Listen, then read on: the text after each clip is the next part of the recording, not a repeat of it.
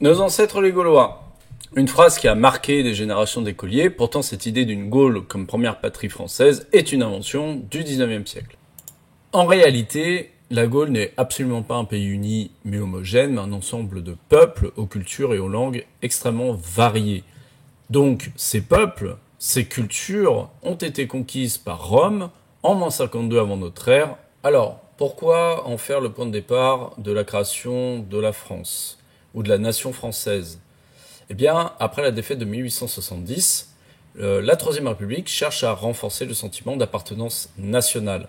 Et l'idée est d'utiliser l'école pour en faire un vecteur de propagande politique, au travers duquel on va éduquer les petits Français à être de bons républicains qui doivent se sentir fiers d'appartenir à une nation plurimillénaire dans laquelle les Gaulois sont présentés comme de grands, de braves guerriers qui ont lutté contre l'oppresseur romain. Les manuels scolaires de l'époque, et jusqu'à une époque relativement récente, imposent alors un récit simple et fédérateur, le fameux roman national.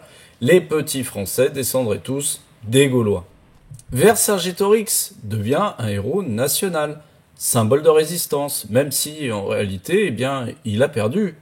C'est César qui a remporté la guerre dans les Gaules, comme on dit. Alors, aujourd'hui, nous savons que la France est bien évidemment issue d'héritages multiples, bien évidemment romains, celtes, francs, etc.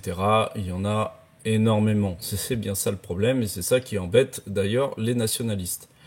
La Gaule, donc, comme patrie d'origine, identifiée, délimitée géographiquement et dans le temps, est une construction qui est purement politique et pas du tout historique.